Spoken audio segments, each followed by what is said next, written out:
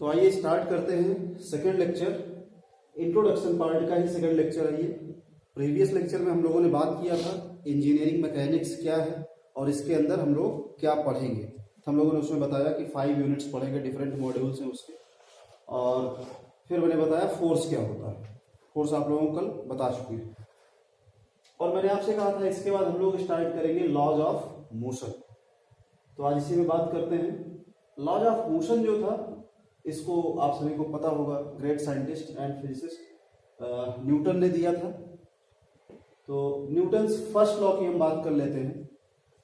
तो first law of motion Newton का क्या कहता है? फर्स्ट लॉ कहता है कि अगर कोई बॉडी रेस्ट में, if a body is in rest or a body is in motion,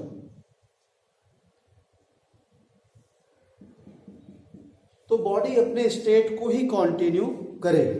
a body will continue its state of rest और motion until and unless an unbalanced force applied on it। जब तक body पे कोई unbalanced force नहीं लगाया जाएगा तब तक ये अपने जिस भी पोजीशन में, रेस्ट में है तो रेस्ट में रहना चाहेगी, मोशन में है तो मोशन में रहना चाहेगी। मतलब ये है कि ये अपने स्टेट में किसी भी तरह के परिवर्तन का अपोज करेगी, विरोध करेगी। इसी को आप लोग लॉ ऑफ इनर्शिया के नाम से भी जानते हो। आपको पता है लॉ ऑफ इनर्शिया या जड़त्व का नियम। इनर्शिया क्या है? ये प्रॉपर्टी ऑफ मैटर है, property of matter. Law of inertia यही कहता है कि कोई भी बॉडी जिस भी कंडीशन में है उसी कंडीशन को, उसी स्टेट को कंटिन्यू रखना चाहती है। तो सिमिलरली फर्स्ट लॉ भी है, body will continue its state of rest और motion until and unless an unbalanced force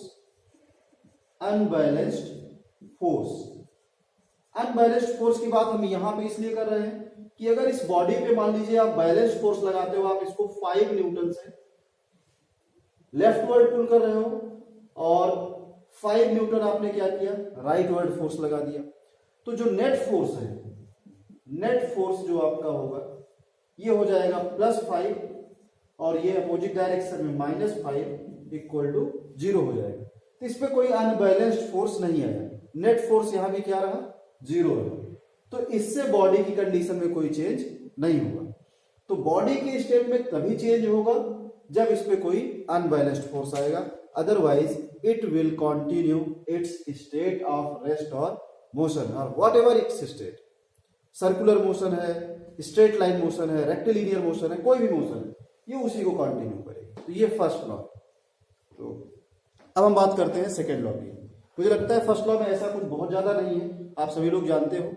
तो कुछ इंपॉर्टेंट पॉइंट्स अगर आपको नोट करना है तो आप ये नोट कर लीजिएगा कि body will continue its original state until and unless an unbalanced force acts upon it। बस इतना सफिशिएंट है फर्स्ट लॉ।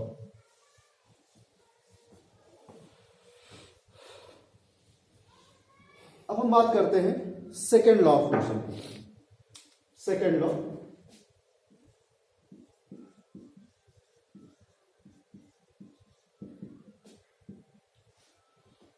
सेकेंड लॉ हमें इफेक्ट ऑफ फोर्स और मोमेंटम के बीच में रिलेशन देता है। जो Newton second law of motion है, इफेक्ट ऑफ फोर्स और मोमेंटम के बीच में हमें रिलेशन बताता है।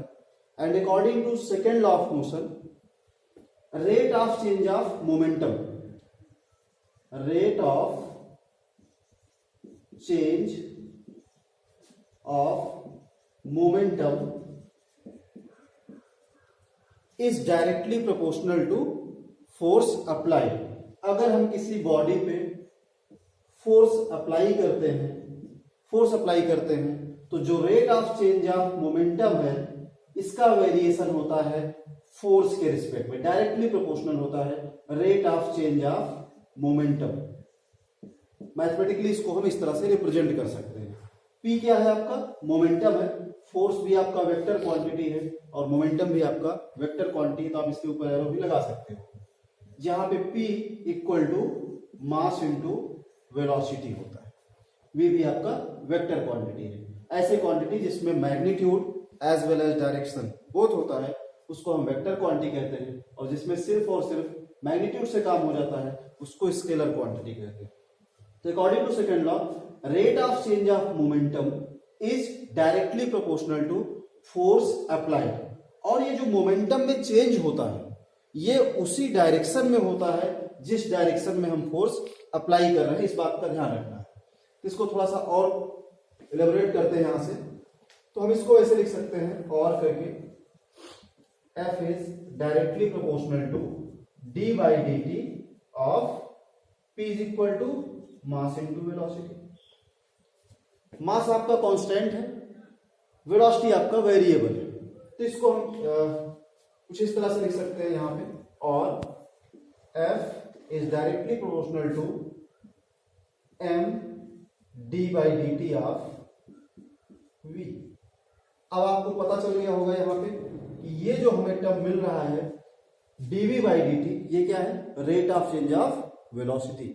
और rate of change of velocity आप जानते हो, आपने पढ़ा होगा, एक्सेलरेशन पढ़ा होगा या त्वरण पढ़ा होगा कि विद रिस्पेक्ट टू टाइम अगर वेलोसिटी में चेंज होता है तो उसको क्या कहते हैं? एक्सेलरेशन कहते हैं। तो हम इसको लिख सकते हैं, और F is directly proportional to mass into acceleration, where acceleration is dv by dt। या फिर इसी रिलेशन को हम कुछ इस तरह से लिख सकते हैं, F equal to K M A. F equal to K M A. तो यही है हमारा सेकेंड लॉ का आउटकम। सेकेंड लॉ का आउटकम ये है कि फोर्स इक्वल टू होता है, जो नेट फोर्स है हमारा, रिजल्टेंट फोर्स किसी बॉडी पे लग रहा है, ये equal to mass times acceleration होता है। मास टाइम्स एक्सेलरेशन, ये सेकेंड लॉ का आउटकम है। सेकेंड लॉ क्या था कि rate of change of momentum is directly proportional to force applied on it. और यहां से हम लोगों ने क्या फाइंड किया? F equal to K M A, where K is constant of proportionality. Proportionality constant है आपका K। हम K को रिप्लेस भी कर सकते हैं। थोड़ा सा इसको मैं इस तरफ रफ कर रहा हूं या ऊपर रफ कर देता हूं, यहां लिख रहा हूं इसको। तो अगर हम इसी बॉडी पे, ये जो बॉडी थी, मान लीजिए इसका मास कितना है? 1 kg है, और इस पे हम फोर्स अप्लाई करते हैं। इस पे हमने फोर्स अप्लाई किया 1 न्यूटन का।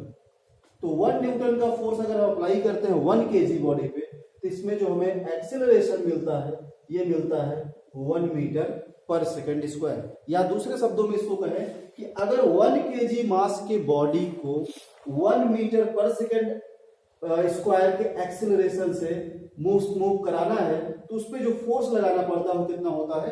1 न्यूटन। तो इस कंडीशन को अगर हम यहां पुट करते हैं, सिमिलर कंडीशन, मास अगर हमारा 1 kg है, एक्सेलरेशन 1 है और फोर्स हमारा 1 न्यूटन है, तो यहां से हमें कांस्टेंट के मिल जाएगा 1।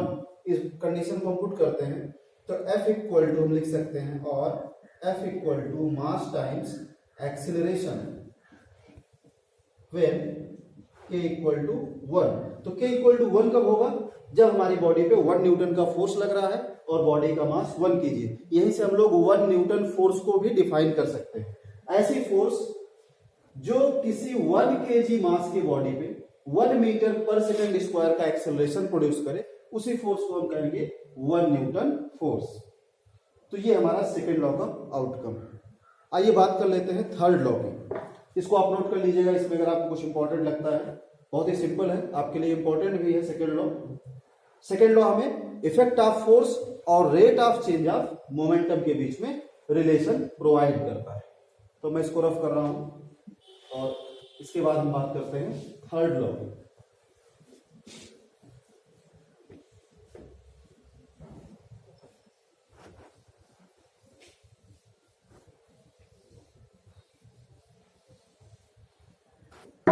तो जो थर्ड लॉ है न्यूटन का, थर्ड लॉ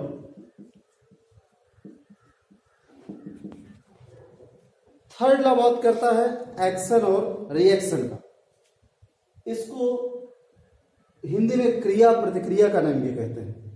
थर्ड लॉ को एक्शन रिएक्शन लॉ या फिर क्रिया प्रतिक्रिया का नियम भी कहते हैं।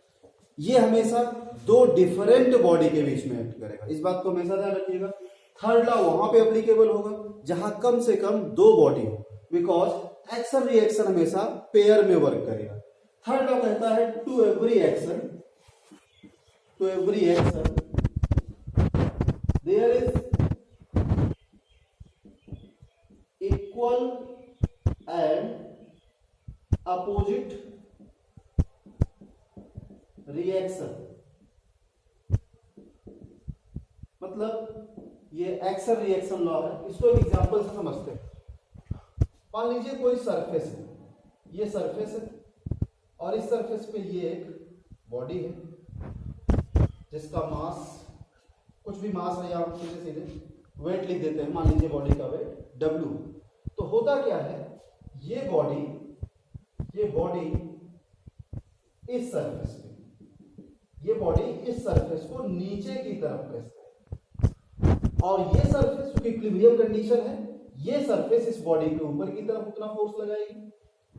तो यही इन दोनों के बीच में ये जो फोर्स लग रहा है, दोनों डिफरेंट बॉडी के बीच में, सरफेस और इस बॉडी के बीच में, जिसका वेट कितना है W है, ये क्या है आपका रिएक्शन है। इस सरफेस का रिएक्शन इसके ऊपर है, इस बॉडी का एक्शन इस सरफेस के ऊपर है, तो इसको बोलते हैं एक्शन रिएक्शन। इसको और अगर हम सेपरेट करें, केवल बॉडी की बात करें तो केवल बॉडी पे क्या क्या इफेक्ट आ रहा है, बॉडी का वेट जो होगा ये डाउनवर्ड एक्ट कर रहा है W, और सरफेस इसके ऊपर रिएक्शन लगा रहा है R।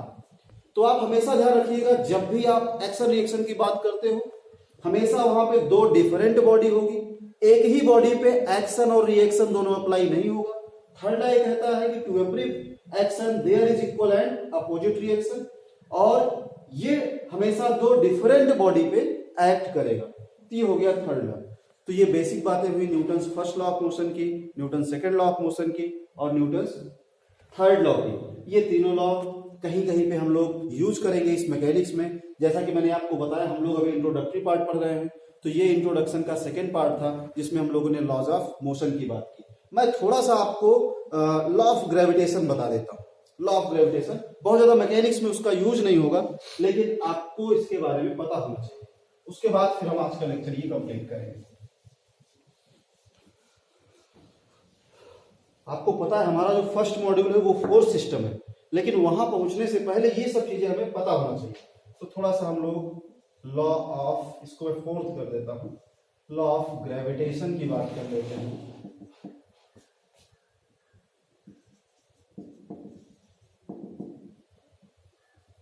तो लॉ ऑफ ग्रेविटेशन में क्या कहता है कि अगर दो मास, मान लीजिए एक मास m1 है, कोई पार्टिकल है, कोई बॉडी है, और दूसरा मास m2 है, ये दो डिफरेंट बॉडी है, ये बॉडी 1 है और ये बॉडी 2 है। Let's suppose this is body 1, this is body 2। तो लॉ ऑफ ग्रेविटेशन ये कहता है कि जो एवरी मास पार्टिकल्स हैं ये हमेशा एक दूसरे को क्या करते हैं, अट्रैक्ट करते हैं। इनके बीच में ये सेंटर है, ये हमेशा सेंटर से सेंटर को क्या करते हैं, अट्रैक्ट करते हैं एक डेफिनिट फोर्स से। मान लीजिए इनके बीच की डिस्टेंस r है, इन दोनों के बीच की डिस्टेंस r है, दोनों सेंटर के बीच की डिस्टेंस। तो जो फोर्स ऑफ अट्रैक्शन इनके बीच में होता है, ये force of attraction directly proportional to product of their masses m1 and m2, और ये इसका वेरिएशन डिस्टेंस के साथ इनवर्सली होता है। Force of attraction is directly proportional to product of their masses and inversely proportional to the square of distance between them. ये है Newton's law of gravitation. तो इन दोनों को अगर हम कंबाइन कर दें, फर्स्ट और सेकेंड को, तो हम लिख सकते हैं कि F is directly proportional to m1 m2 upon r square, या फिर इसी को लिखते हैं F equal to G m1 m2 upon r square. तो ये है आपका लॉ ऑफ ग्रेविटेशन। ये ग्रेविटेशन फोर्स है F, फोर्स ऑफ अट्रैक्शन। अगर हम इसको अलग अलग बात करें तो force on body one by body two rightward, तो force on body two by body one is left word, मतलब force on body one by two is equal to minus of force on body two by body one, ये vector quantity. G क्या है आपका? Universal gravitation constant, universal gravitational constant, where G is universal gravitational constant. तो ये कुछ basic loss थे जिसको हमें मैकेनिक्स का फर्स्ट यूनिट स्टार्ट करने के पहले जानना जरूरी था। तो आज हम लोगों ने इसके बात की, फिर इसके बाद हम लोग कल मिलेंगे नेक्स्ट लेक्चर लेके, जो कि हमारा लेक्चर नंबर 3 होगा। Thank you.